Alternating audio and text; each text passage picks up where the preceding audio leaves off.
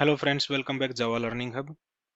आज के सेशन से हम अपने नेक्स्ट टॉपिक को स्टार्ट करने जा रहे हैं अपने जावा की जर्नी के अंदर।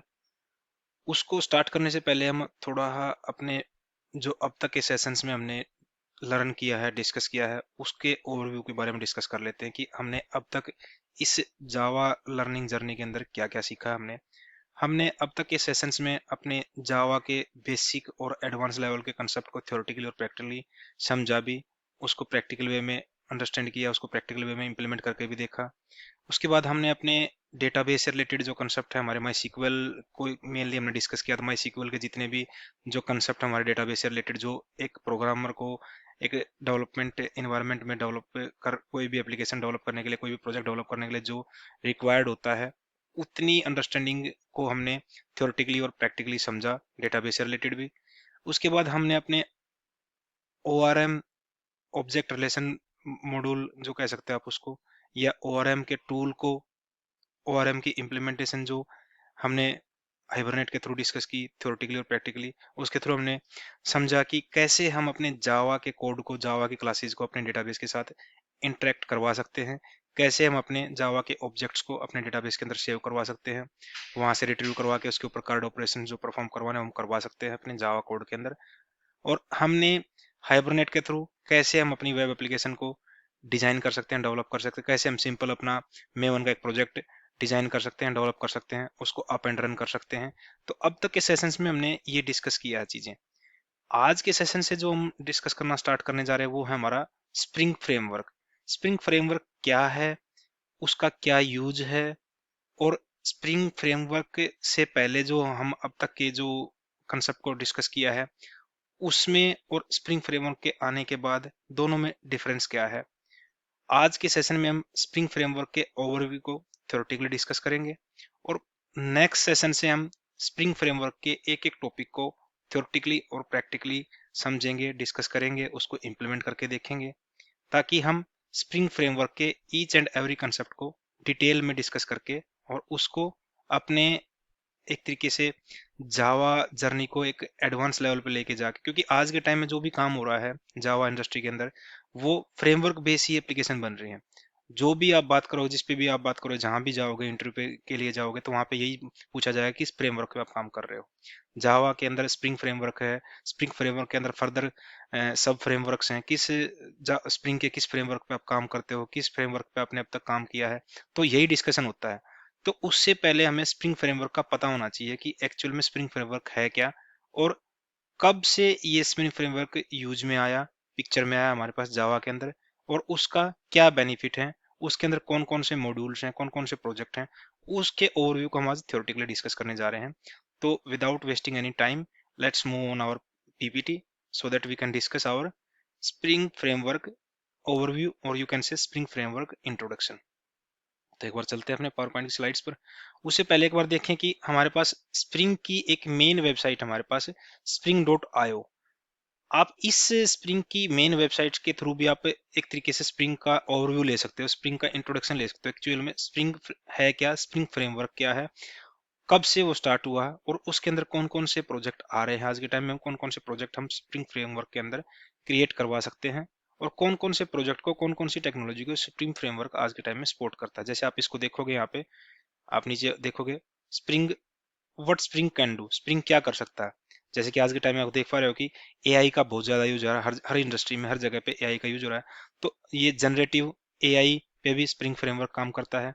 माइक्रो सर्विसेज भी एक पार्ट है, एक माइक्रो सर्विसेज भी एक टेक्नोलॉजी है जिस पे आप, हम आने वाले सेशंस में डिस्कस करेंगे उसके ऊपर भी कि स्प्रिंग माइक्रो सर्विसेज के साथ कैसे काम करता है, रिएक्ट के साथ काम करता है, क्लाउड के साथ काम करता है स्प्रिंग, वेब ऐप बना सकते हैं हम स्प्रिंग के अंदर, सर्वलेस एप्लीकेशन बना सकते हैं हम, इवेंट ड्रिवन प्रोग्रामिंग कर सकते हैं हम, बैच प्रोग्रामिंग कर सकते हैं। तो ऐसे ही बहुत सारी चीजें हैं जो हम स्प्रिंग फ्रेमवर्क के अंदर, एक ये कह सकते हैं आप स्प्रिंग एक तरीके से अम्ब्रेला है जिसके अंदर lots of module, lots of project spring के अंदर कवर्ड होते हैं। अगर आप यहाँ पे देखोगे प्रोजेक्ट्स के जो टैब है, यहाँ पे आप देखोगे spring boot, spring framework, spring cloud data flow, spring data, spring integration, spring batch, spring security, spring AI, और भी बहुत सारे। आप यहाँ पे नीचे जाओगे, स्क्रॉल करोगे, और भी बहुत सारे आपको प्रोजेक्ट मिलेंगे। आप उनको अगर सारे प्रोजेक्ट को देखना होगा, व्यू ऑल प्रोजेक्ट पे आप क्लिक करोगे तो स्प्रिंग के अंदर, स्प्रिंग फ्रेमवर्क के अंदर जितने भी प्रोजेक्ट आते हैं यहाँ पे लिस्टेड हो रखे हैं। यहाँ पे देखोगे आप, स्प्रिंग बूट है, स्प्रिंग फ्रेमवर्क है, स्प्रिंग डेटा है, स्प्रिंग क्लाउड है। तो एक तरीके से स्प्रिंग फ्रेमवर्क अपने आप में बहुत ज्यादा वाइड है, और उसको हम स्टेप बाय स्टेप सीखना स्टार्ट करेंगे, स्टेप बाय स्टेप डिस्कस करेंगे उनके टॉपिक्स को, उनके सब टॉपिक्स को, प्रैक्टिकली और थ्योरेटिकली।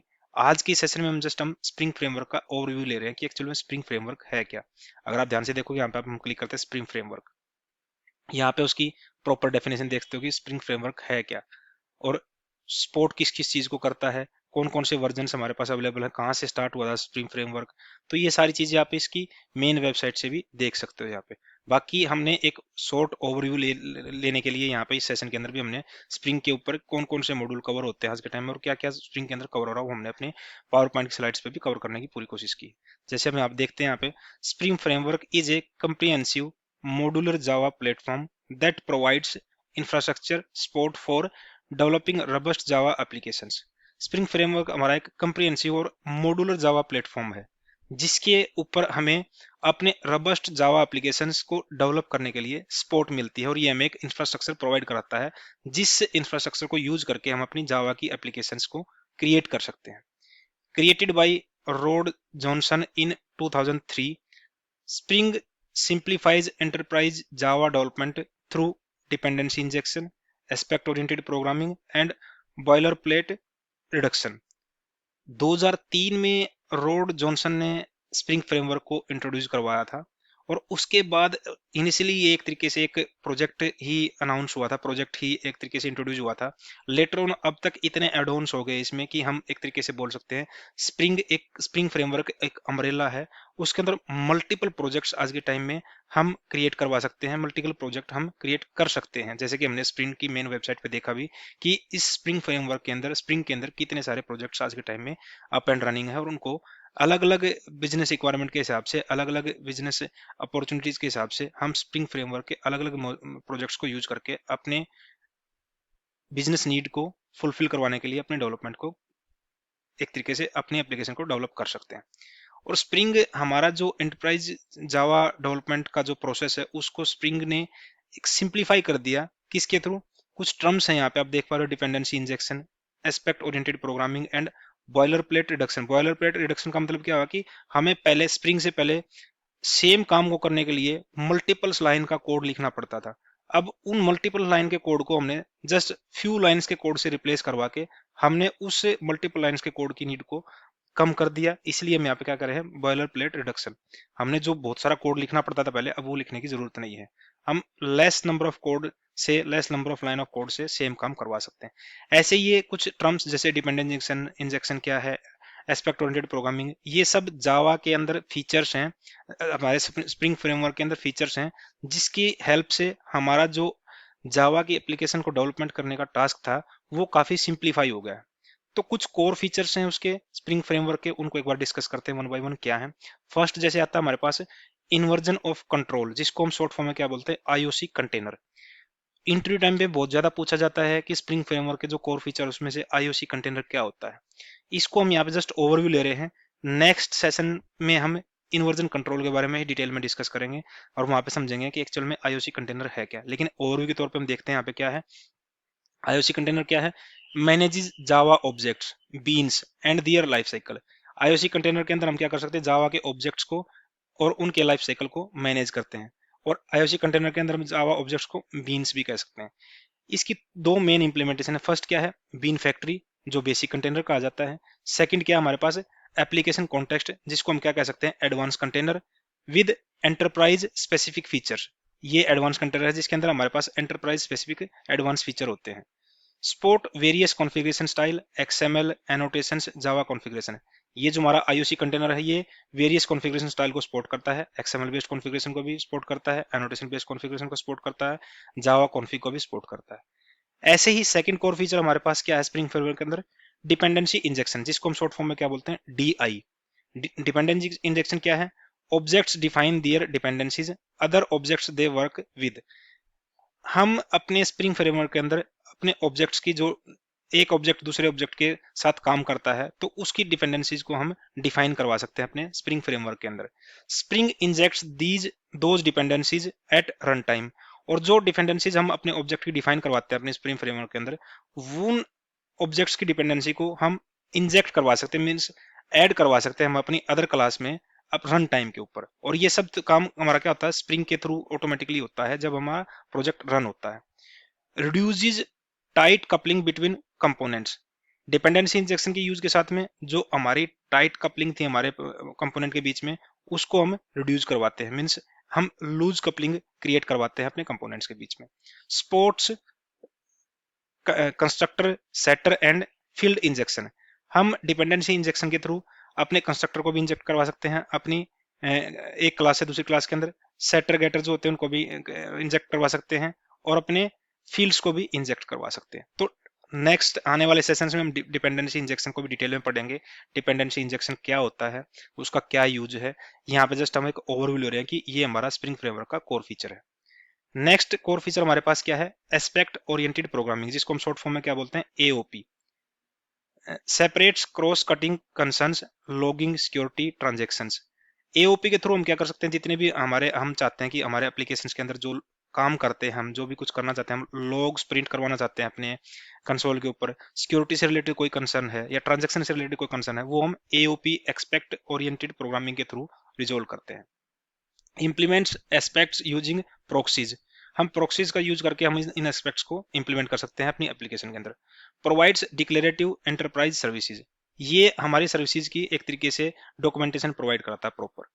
स्प्रिंग मॉड्यूल्स आर्किटेक्चर, हमारे पास स्प्रिंग के अंदर एक मॉड्यूल्स आर्किटेक्चर हम फॉलो करते हैं स्प्रिंग के अंदर। Spring is organised in modular fashion with about 20 modules grouped into, जैसे कि हमने देखा था कि स्प्रिंग के अंदर बहुत सारे प्रोजेक्ट हैं, उनको मॉड्यूल भी बोल सकते हैं, प्रोजेक्ट भी बोल सकते हैं, और वो प्रोजेक्ट अलग अलग एक तरीके से जो मॉड्यूलर अप्रोच है, मॉड्यूलर फैशन है जो हमारे आज के टाइम में वेब डेवलपमेंट का, एप्लीकेशन डेवलपमेंट का, तो उन स्प्रिंग के अराउंड 20 या उससे ज्यादा मॉड्यूल्स हैं जिनके अराउंड ये हमारा स्प्रिंग का मॉड्यूल आर्किटेक्चर काम करता है। उनको हमने अलग अलग कैटेगरीज में डिवाइड किया है यहाँ पे, तो एक बार उनको वन बाय वन डिस्कस करते हैं। जैसे क्या है, फर्स्ट हमारा कहते हैं कोर कंटेनर। कोर कंटेनर के अंदर क्या क्या चीजें आती है हमारे पास, Spring core, fundamental functionality including dependency injection. जो स्प्रिंग कोर के अंदर जो हमारा आता है, हम क्या कह सकते हैं, जो उसकी फंडामेंटल फंक्शनलिटी है वो हमारे स्प्रिंग कोर के अंदर आती है, जैसे कि डिपेंडेंसी इंजेक्शन। फिर आता है हमारे पास Spring beans, bean factory and bean definition, जैसे कि हमने कहा कि हम अपने ऑब्जेक्ट्स को और या अपने बीन्स को बीन्स फैक्ट्री थ्रू मैनेज करवा सकते हैं अपने स्प्रिंग फ्रेमवर्क के अंदर, और उसकी डेफिनेशंस को भी मैनेज करवा सकते हैं। ये हमारा कहाँ पे आता है, हमारे किस कंटेनर के अंदर है, स्प्रिंग बीन्स के अंदर आता है। फिर आता है हमारे पास Spring context, application context and UI message support. ये जो एडवांस हमारे पास, जैसे कि हमने फर्स्ट स्क्रीन पे डिस्कस किया था हमने यहाँ पे, कि जब भी हम आईओसी कंटेनर की बात करते हैं, दो मेन इंप्लीमेंटेशन होती है, एक तो बीन फैक्ट्री, दूसरा एप्लीकेशन कॉन्टेक्स्ट। वही हम यहाँ पे डिस्कस कर रहे हैं। जो बीन फैक्ट्री आती है वो स्प्रिंग बीन्स के अंदर आती है, और जो एप्लीकेशन कॉन्टेक्स्ट आता है वो हमारे पास स्प्रिंग कॉन्टेक्स्ट के अंदर आता है, जो हमारे यूआई मैसेजेस की सपोर्ट को भी कंट्रोल करता है। Spring expressions, powerful expression languages, spring expression के अंदर जो हमारे पास एक तरीके से रेगुलर एक्सप्रेशन कह लो या जो एक्सप्रेशन लैंग्वेजेस है, वो सारा स्प्रिंग एक्सप्रेशन के अंदर आता है। सेकंड जो हमारा हमने मॉड्यूल को डिवाइड किया वो हमारे पास डेटा एक्सेस और इंटीग्रेशन वाले हैं। तो उसके अंदर हमारे पास क्या आता है, डेटा एक्सेस की बात आती है तो हमारा क्या होता है, डेटाबेस से कनेक्टिविटी की बात आती है यहाँ पे। तो उसमें भी हमने फर्दर क्या डिवाइड कर रखा है यहाँ पे, जैसे कि जेडीबीसी एब्स्ट्रैक्शन लेयर को हम क्या कह सकते हैं, स्प्रिंग जेडीबीसी के अंदर हमारा ये जेडीबीसी एब्स्ट्रैक्शन लेयर आती है। ऐसे ही जो ऑब्जेक्ट रिलेशनल मैपिंग हमारे पास है, जो हमने लास्ट सेशंस में डिस्कस की थी हाइबरनेट और जेपीए के थ्रू, हम कैसे अपने जावा कोड को अपने डेटाबेस के साथ इंटरेक्ट करवा सकते हैं, वो क्या बोलते हैं, स्प्रिंग ओआरएम। ये हमारा जितना भी ऑब्जेक्ट रिलेशनल मैपिंग आती है, ओआरएम की से रिलेटेड जो भी मैपिंग आती है, इंटीग्रेशन होती है, वो हमारे कहाँ पे आती है, स्प्रिंग ओआरएम के अंदर आती है। स्प्रिंग ओएमएक्स, ऑब्जेक्ट और एक्सएमएल मैपिंग, वो हमारे स्प्रिंग ओएमएक्स के अंदर आएगी। जावा मैसेजिंग सर्विसेज हमारे स्प्रिंग जेएमएस के अंदर आएगी। ऐसे ही ट्रांजैक्शन मैनेजमेंट से रिलेटेड हमारे पास क्या आएगा, स्प्रिंग टीएक्स है हमारे पास, मॉड्यूल है जिसके अंदर हमारा ट्रांजैक्शन मैनेजमेंट से रिलेटेड जितनी भी सेटिंग्स होंगी वहां पे इसके अंदर आएंगी। नेक्स्ट स्क्रीन पे चलते हैं, वेब लेयर। वेब लेयर के अंदर कौन कौन सी चीजें आती है हमारे पास स्प्रिंग फ्रेमवर्क के अंदर, spring web, basic web oriented features, जो भी वेब से रिलेटेड जो बेसिक फीचर्स हैं वेब ओरिएंटेड, वो हमारे स्प्रिंग वेब के अंदर कवर होते हैं। मॉड्यूल व्यू कंट्रोलर इंप्लीमेंटेशन, जिसको हम एमवीसी भी बोलते हैं शॉर्ट फॉर्म में, वो हमारा कहाँ पे आता है, स्प्रिंग वेब एमवेसी के अंदर आता है। ऐसे हमारे पास वेब सॉकेट प्रोटोकॉल सपोर्ट है, वो हमारे पास कहाँ पे आएगी, स्प्रिंग वेब सॉकेट प्रोटोकॉल के अंदर आएगी।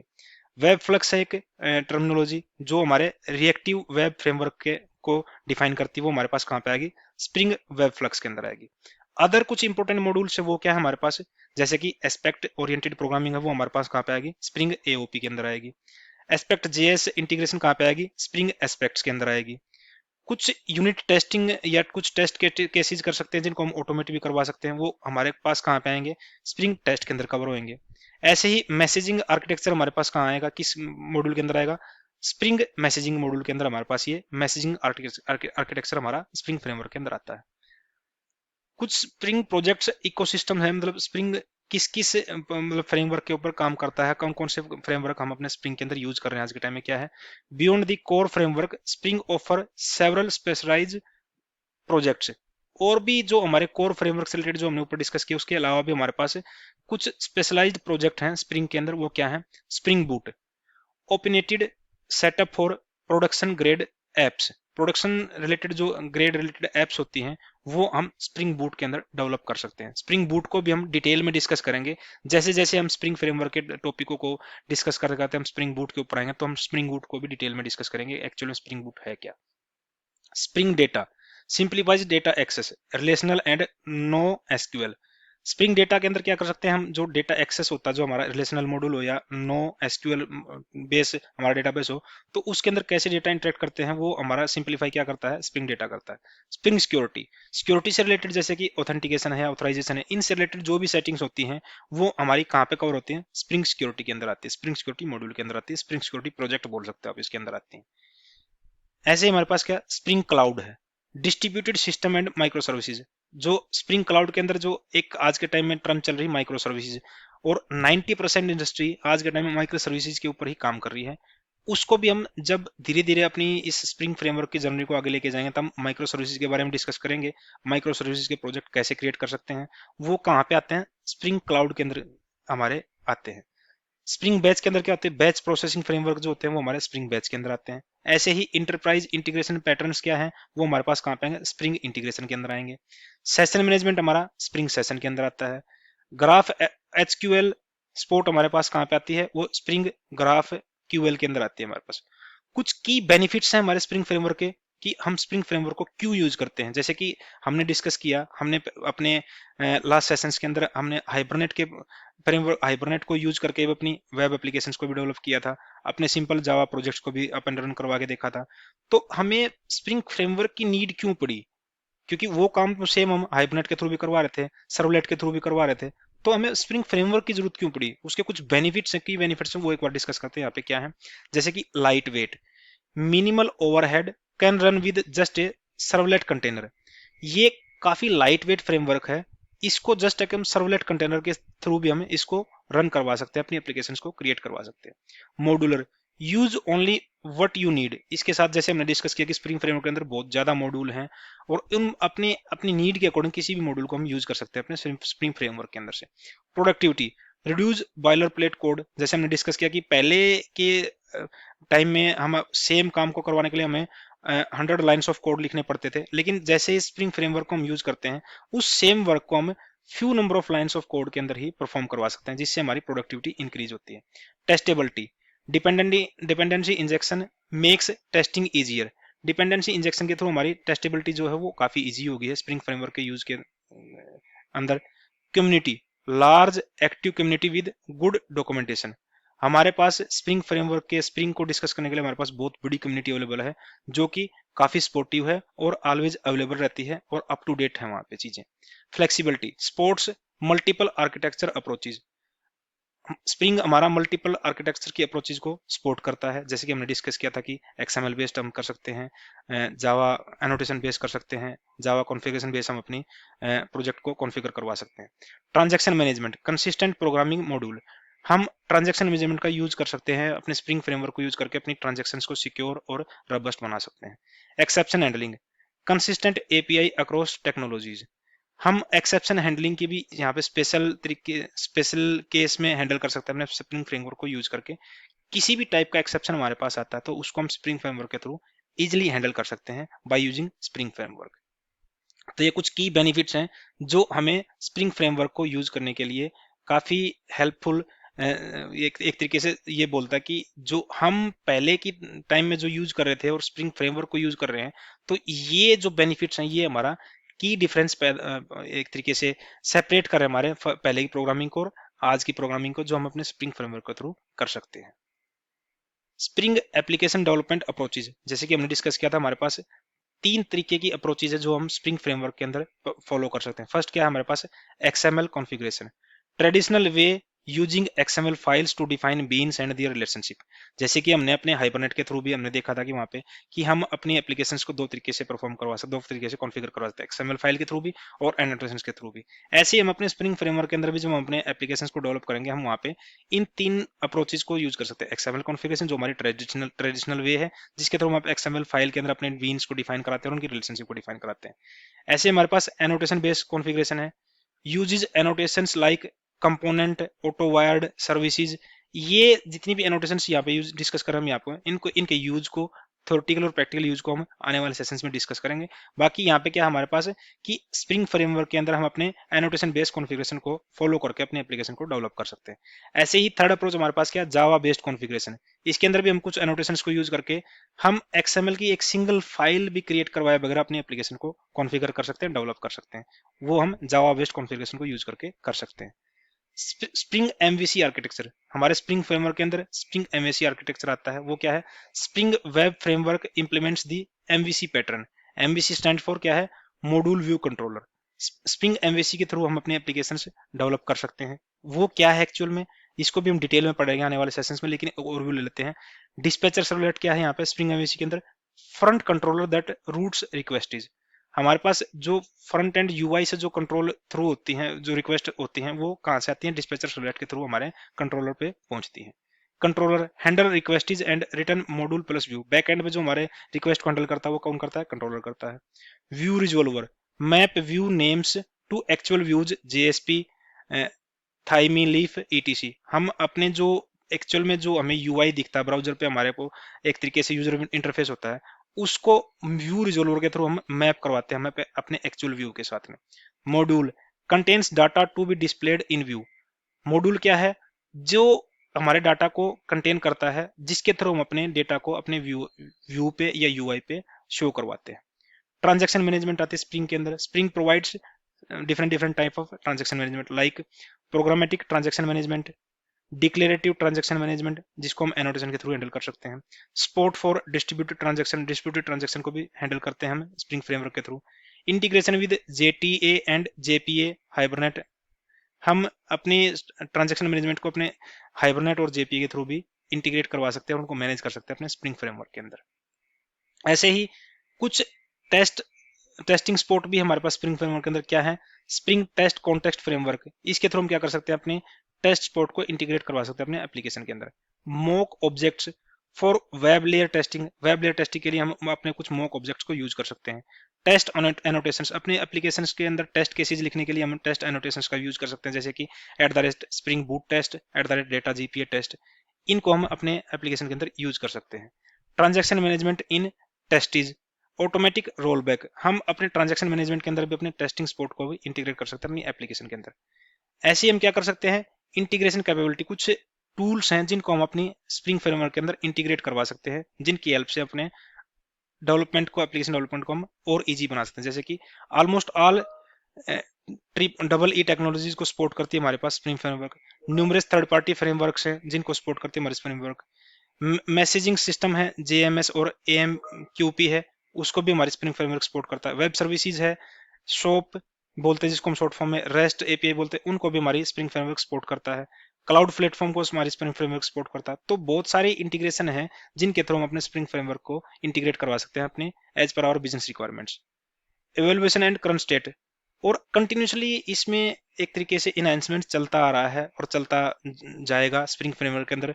और स्प्रिंग फ्रेमवर्क के अंदर भी काफी सारी चीजें ऑनगोइंग चल रही हैं और कुछ रिसर्च चल रही है, जैसे कि आप देखो यहाँ पे continue to evolve with Java ecosystem. Java ecosystem को कंटिन्यूसली और एडवांस बनाने के लिए काम चल रहा है। Strong focus on reactive programming, Spring WebFlux के ऊपर और स्ट्रॉन्ग फोकस के उसमें उसको और मोर रिएक्टिव प्रोग्रामिंग बनाने के लिए काम चल रहा है। Micro services support through spring cloud के थ्रू माइक्रो सर्विसेज को और इनहांस करने की कोशिश कर रहे हैं यहाँ पे। कोटिल कोटिलन स्पोर्ट पे भी काम चल रहा है। कंटिन्यूस सिंप्लीफिकेशन, स्प्रिंग बूट को भी मोर कंटिन्यूसली सिंप्लीफाई बनाने के ऊपर काम चल रहा है। तो ये ओवरऑल जो हमने यहाँ पे डिस्कस किया स्प्रिंग फ्रेमवर्क के ओवरव्यू के बारे में डिस्कस किया कि कितना वाइड स्प्रिंग फ्रेमवर्क है और उसको इंडस्ट्री के अंदर अलग अलग बिजनेस रिक्वायरमेंट के हिसाब से अलग अलग प्रोजेक्ट के अंदर यूज किया जा रहा है स्प्रिंग फ्रेमवर्क को। तो हम नेक्स्ट सेशन से इसी स्प्रिंग फ्रेमवर्क के एक एक टॉपिक को वन बाय वन प्रैक्टिकली और थ्योरेटिकली डिस्कस करना स्टार्ट करेंगे और उसके प्रैक्टिकल यूज को समझेंगे और उसको हम रियल लाइफ के एग्जांपल्स के साथ उसको इंटीग्रेट करके समझेंगे। Till then, thank you, thanks for watching.